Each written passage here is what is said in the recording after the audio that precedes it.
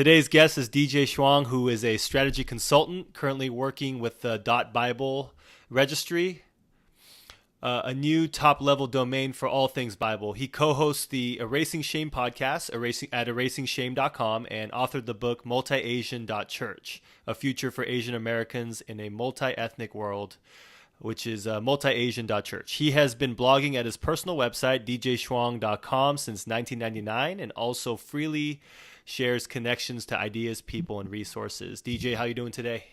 I'm doing well. Thanks so much for inviting me for a chat. Yeah, likewise. Thank you for being on the show. And I was actually introduced to you by Nancy Lee, who listens to the Erasing Shame podcast. She connected with me and told me about you, and now here we are, since I'm making more of an effort to talk about mental health issues and in the Asian American community. So again, thanks so much. Oh, fantastic! It's quite a bit of a topic, as you will imagine. Yeah, it is it's very layered. It's very complicated, and it goes in many different directions. So I guess let's just dive straight into it. Like, how do you define shame?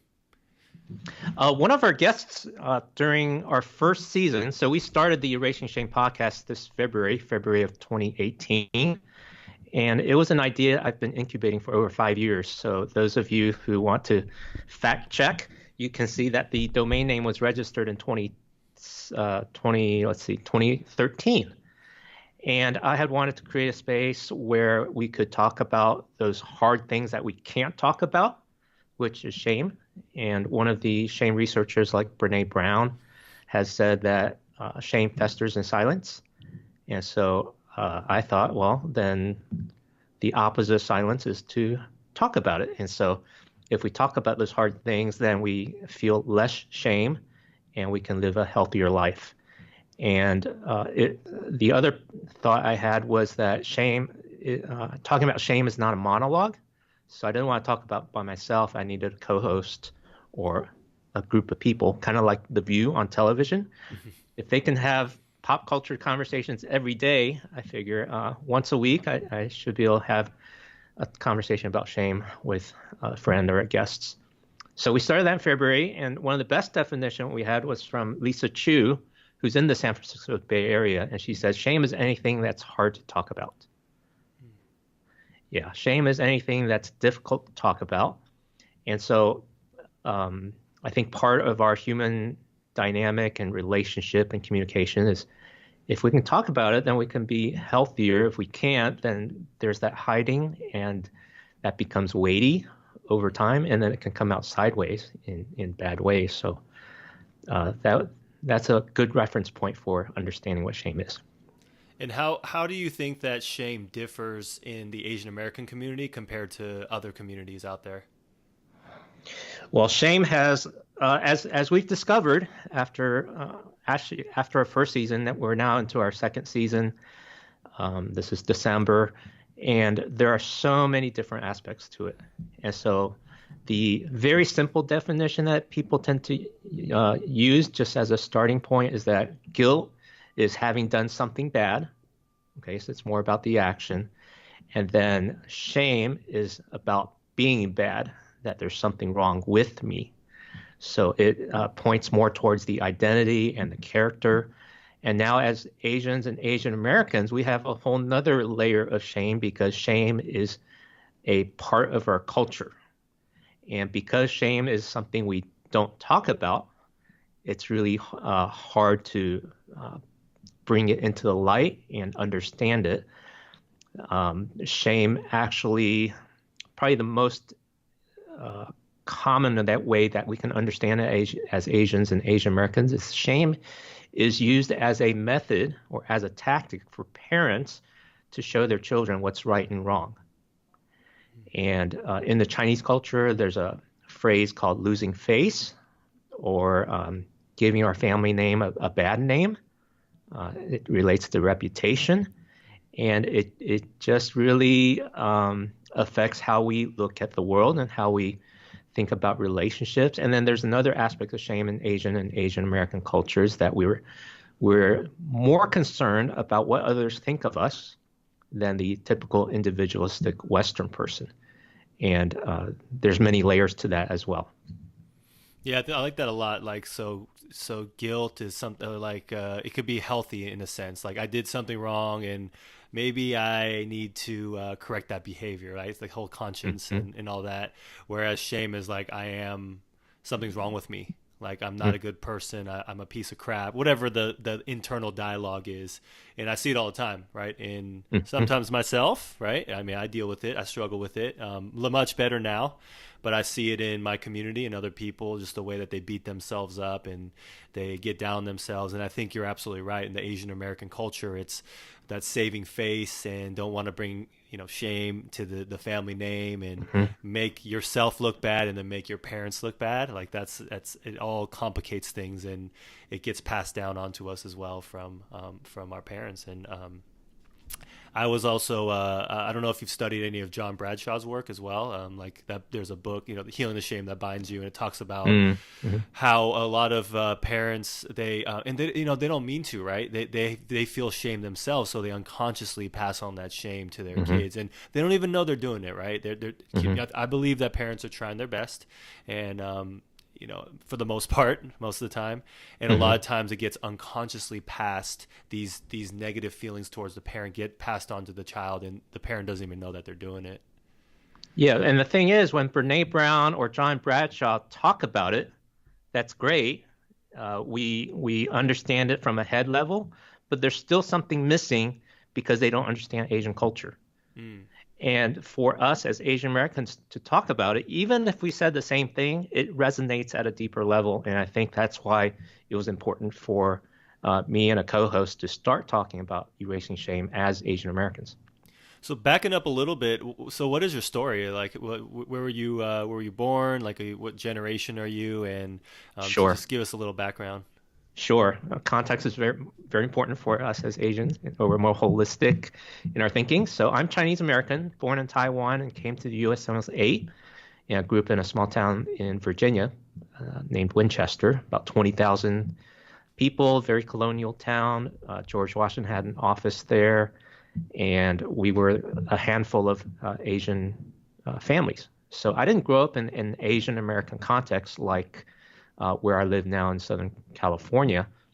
But as I grew up and went to college, I wanted to understand and articulate and find some healing from my Asian family background. And it's taken me many years, over decades, to um, appreciate my Asian culture and to undo some of the painful and shameful things that has infected my self-talk. And so I've gone to seminary since then. I've worked with mostly nonprofits the rest of my career in adult life. And 18 years ago, I was diagnosed with bipolar disorder. And so that was when it was the most shameful thing that I had experienced and had known of. And that is that much more harder to talk about because in my thinking, it becomes like a stigma and a label that people, once they know, they interact with you differently. Once people know, it might affect my career, that they might think I can't perform. Mm. And so it took me 13 years to come to a place where I felt like it's okay to share. And so um, 5 years ago, I started sharing that, and I've had many opportunities since then to talk about how to live a healthy way. They call it recovery, to manage bipolar disorder and to have a meaningful and healthy life. And so that's one of the recurring, or not recurring themes, but that's one of the themes that we will bring up once in a while on erasing shame. But shame is so much bigger. So one thing we've learned is shame is just so much bigger than we ever imagined. It's so much more than just feeling bad about ourselves, because it's the things that we haven't talked about. And so Mm. as we dig into it, it's like a black hole. And this summer, we actually had a summer series specifically about erasing shame about mental health in Asian American communities.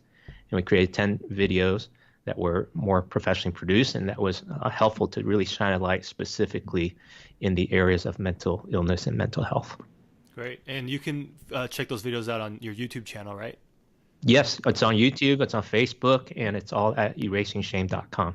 Okay, I'll link that too in the show notes. So, how did you get to that place 5 years ago where you were finally ready to actually, I guess, address these things that you were feeling? Well, I've been addressing them on a personal level in terms of medication and seeing a therapist and doing some changes in my lifestyle that would be healthier for me. And then 5 years ago, I had an opportunity where a journalist found my website to be kind of interesting and intriguing, because I blog quite a bit and I research kind of as a hobby and at djchuan.com. And he wanted to kind of feature my story in the Orange County Register. And he was very sensitive to my story. I think he talked with me for over 3 hours, which is a very long interview with a journalist. And he was very sensitive. He wanted to run the manuscript by me, wanted to see if I was really, really ready to make it public that I struggle with bipolar disorder.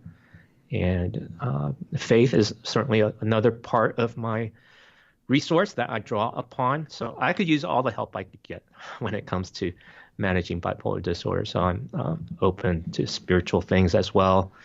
And because of my faith, I think I was ready to go public with it because I believe God would provide for me. And so I went public with it. And it's funny, people in my extended family and their friends, uncles and aunties, they know a little bit about what I do, but when they saw it in the paper, it's like, well, why would they interview him? and then I'm pretty sure they read that part, and then they don't know how to talk about it, but they acknowledge the article and they say congratulations on getting published, but it's still a very hard topic to talk about. But I think for me to step into the light has encouraged others to step in the light. And I do occasionally get phone calls from people who are struggling and have no one to talk about. But because I've talked about it, they feel it's safe to talk with me. And I really try to have open hands to help others in that way. That's amazing. That's one of the testaments to being vulnerable and open and sharing the story, is that other people will also feel comfortable sharing the story. So right on for doing that. And let's talk about your faith a little bit. Sure. What is your story of faith, and how has your faith helped and also contributed to shame?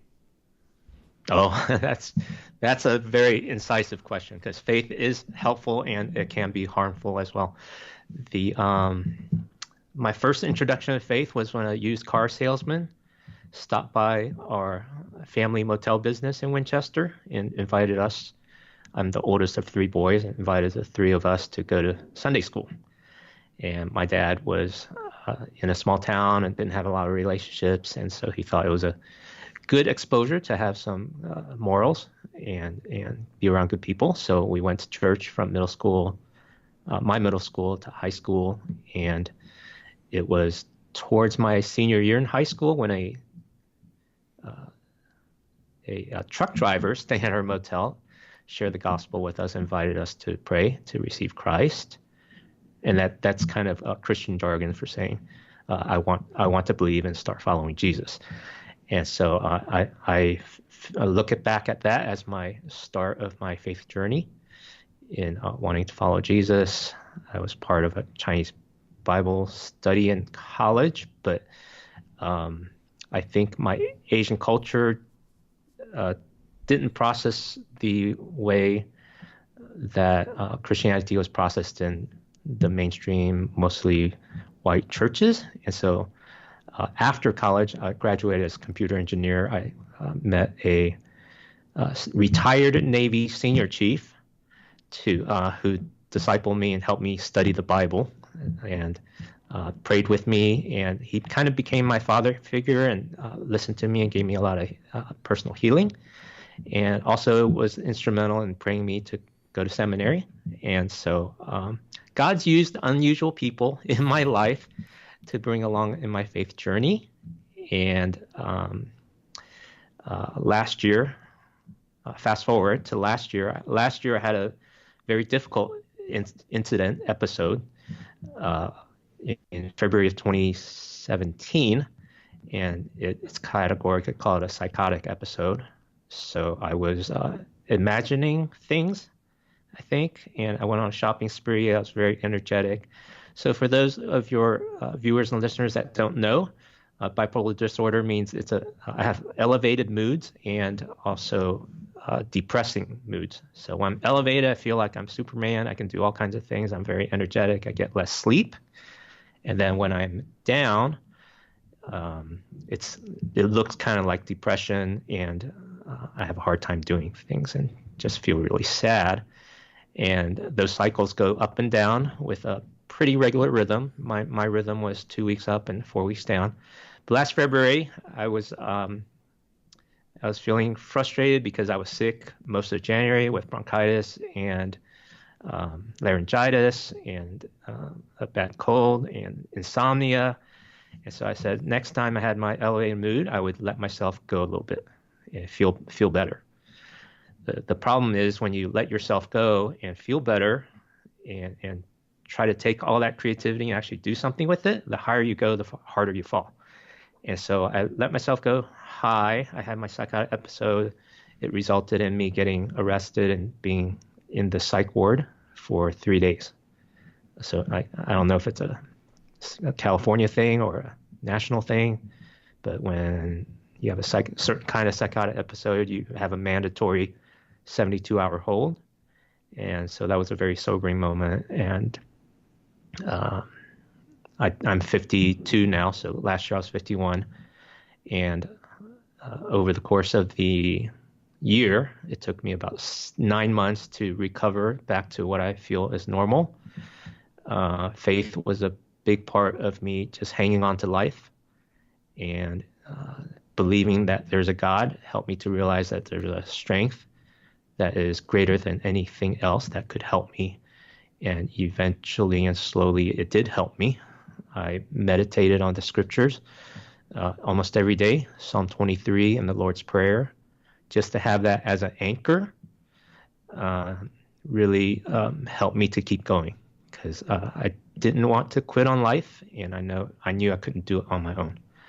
And my family was supportive, and I had to slow down. So in this season of life, I had to learn to slow down. When I look back, I kind of like keeping a lot of activities going, but it wasn't always in the healthiest of ways. So now I slow down, I get plenty of sleep, I stay on my medication, get my therapy, and don't put too much expectation on myself.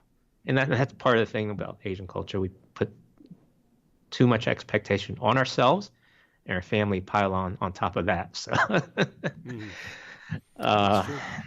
and then achievements. Yeah, achievements, social status, degrees.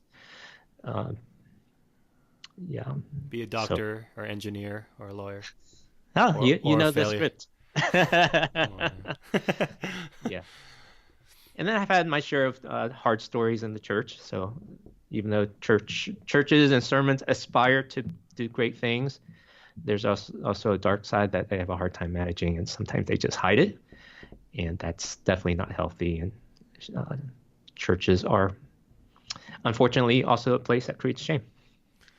Yeah, the reason I asked you that is because when I was growing up, there was some churches, and I don't know where I picked this up, probably at church as a kid, but it was a lot of you're bad, and if you don't do this, you're going to be condemned. And I just got this message of a very black and white condemning God in church, and it actually turned me away from religion for a very, very long time, and I had to build myself back up into finding a relationship with God that was a little bit more healthy. It was healthier, and but it can be a source of triggering shame or perpetuating shame in some context, and it's hard for me as Christian as well to be able to navigate that sometimes, because sometimes I feel like I'm being too soft on myself and my religion. I know that's already kind of tough talk, but you know what I mean. But I also don't I don't want to like I don't want to be too permissive,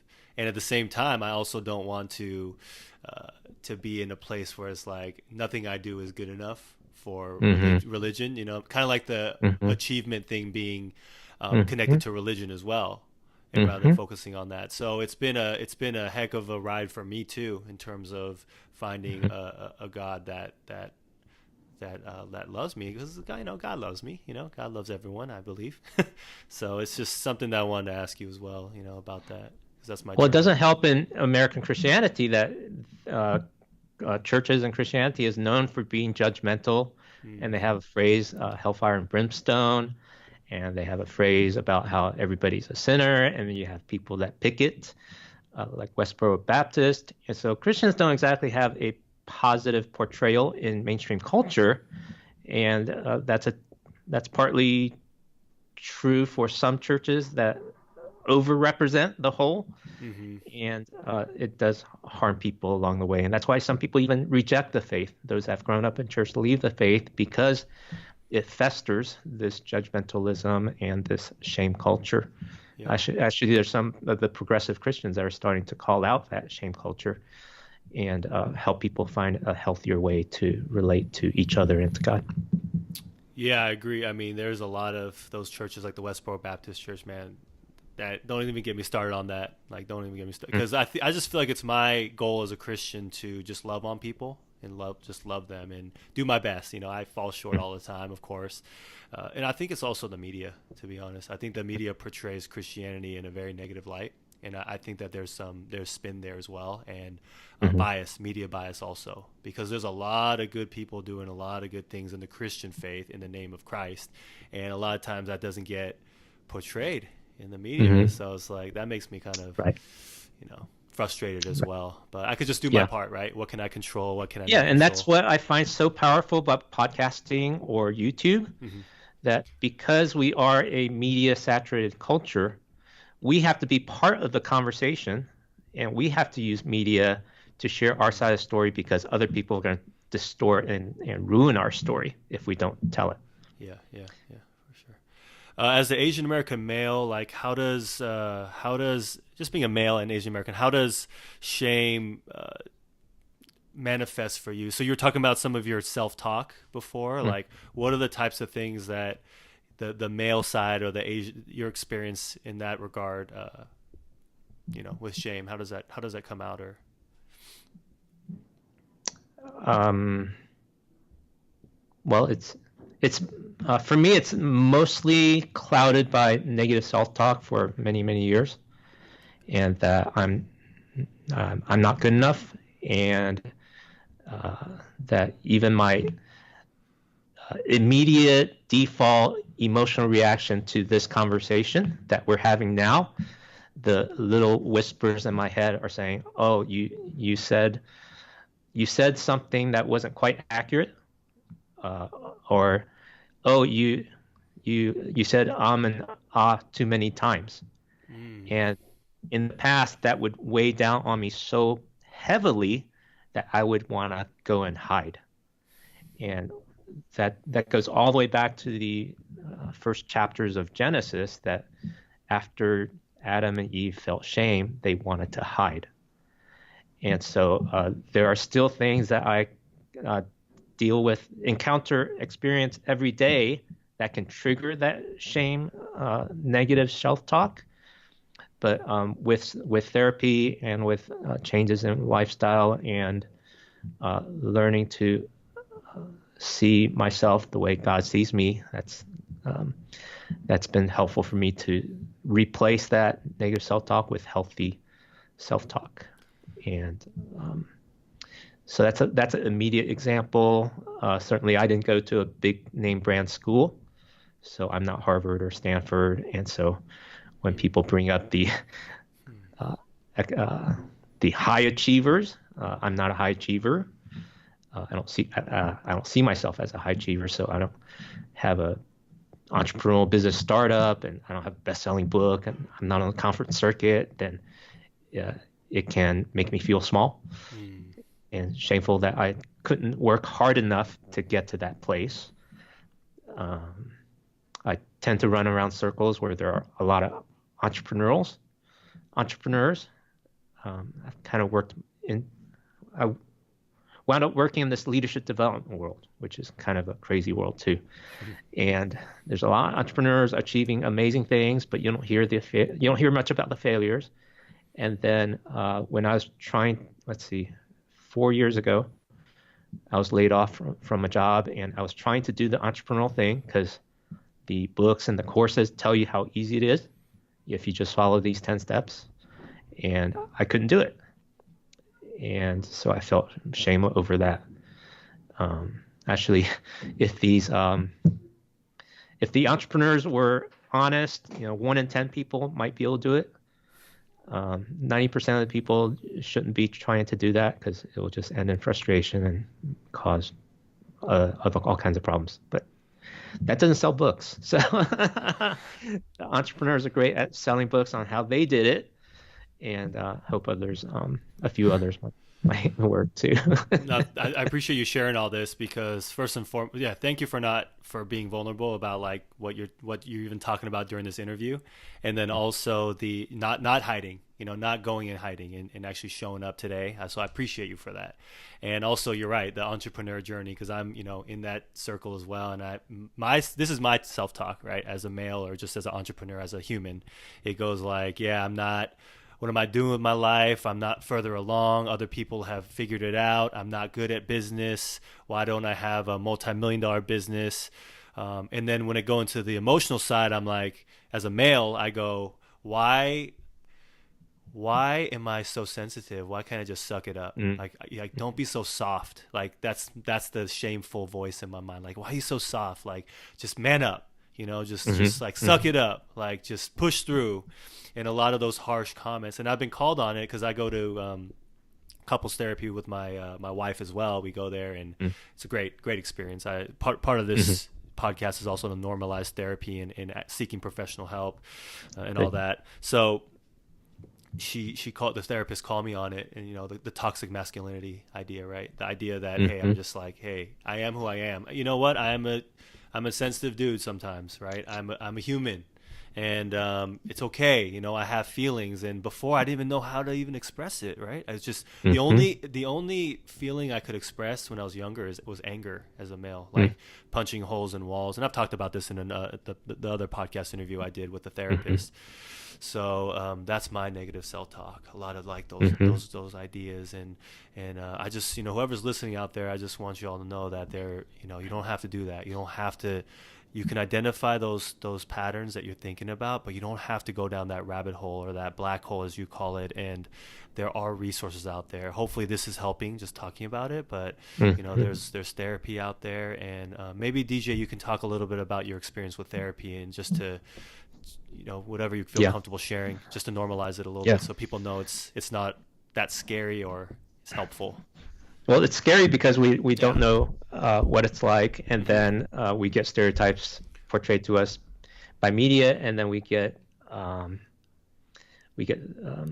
shamed for needing therapy because of our Asian or American culture. Actually, both every culture kind of puts shame on counseling because it makes other people want you to feel bad for needing that kind of help, because it's emotional and mental. And emotional and mental things are not tangible, and so people don't know how to get their hands on it. Until the bottom falls out and they're desperate and they need help, then they go to a counselor. But when you go to a counselor in a crisis, it's kind of too late. You have to work harder at recovery. So it's a good, healthy practice to work with a counselor, to give you another perspective, to have a listening ear that's unbiased and non-judgmental, to help you see your blind spots, and to give you a safe place to explore and discover what's healthy for you to get out of where you are to go where you want to be. So for me, counseling, let's see, how would I describe what counseling is like? For someone that hasn't been, well, actually, there are a few TV shows that do portray counseling in a even-handed manner, whether it's the Sopranos or Yeah, I was thinking that. there's Yeah. there's a couple of marriage shows that have therapy things that kind of explore the interior structures of the heart and soul. And for those who are introspective, counseling can be enjoyable because then you can bring someone along into your internal journeys. But for those that are not introspective, there may well be a visceral reaction against being confronted with their blind spots and being called for unhealthy behaviors, or they call it maladaptive. And so counseling helps you to get your mind and your emotions and your feelings in line with your true values and in line with your health. And it comes through conversation, which I find to be magical because it's not medicinal in terms of scientific, and it's not physical in terms of a scalpel that's actually working on your physical body. But through conversation, it's working on the connections or the lack of connections in your brains and bringing them to a healthy place. It's also looking at the stories that we tell ourselves and the self-talk that a therapist can help you unravel the messiness of all that, as well as unravel some of the family histories that you didn't think were significant, but actually are affecting you in very bad ways. And the therapist can kind of be a guided tour to help you walk out of that darkness. So that's kind of a metaphorical way I would describe what the counseling experience is like and how it's been helpful. Great, yeah, that's very helpful. You said earlier that people reach out to you, and because you've put yourself out there and you've shared your story. And so when people reach out to you, or when, let's say, the person that's listening that just doesn't know where to start, is just totally just maybe like in a bottom or struggling, like what would you tell that person? Like what would be some things to, first of all, be how do you like support people that call you, and how do you be like a compassionate listener? And then how do you also, what would you tell that person to start on Yeah. the road of help, getting help? Yeah. Actually, the first step is to be a compassionate listener, a non-judgmental listener, because there's some good quotes out there. I don't have it on top of my mind, but listening is a gift that we can give to people, and especially to people who are struggling. Just listening, being empathetic or supportive is a huge first step. And if they ask for advice, you can maybe give one, but don't give advice unless they ask. That would be another thing I would say. And I do put myself out there. My phone number is publicly listed. And once a month, I get a random call out of the blue, and not necessarily mental health related, but just there are some weird people out there. And I'll take a call from anybody at least once. But I've even talked with someone who didn't know how to share their story or struggle, and they just wanted, and they were struggling, and they just wanted to say that they were struggling. What's going to happen to me? And I think it was helpful for them just to hear a little bit of my story. So I went as quick or as slow as they wanted to hear. But one of the toughest things in life is feeling like you're alone. And whether that's mental health or struggles in business or failure or divorce or grief, that aloneness feeling, it can be devastating. And it's also given me some thoughts about those who struggle with suicidal ideation. You know, what is it that drives a person to such a dark place that they would take their own life? And I think a huge factor of that is feeling like they're all alone. And so by holding an open hand and making it as easy as possible for people to reach out, at least to me, whether they can, hopefully they can at least relate to me, or at least they can know that I'm a person that cares about them as a human being, that they can have someone to talk with, and that could be a lifeline for them to take a healthy next step and not cross the line into self-harm. Gotcha. Thank you. Thanks for sharing that. So you're right. And so again, if you're listening, you're not alone. I mean, there's resources out there, and hopefully you can reach out. And I like what you said too about not giving advice as a listener. That is so hard. That's like, man, like when people come to me with issues, like I think I still do it too, but it's okay.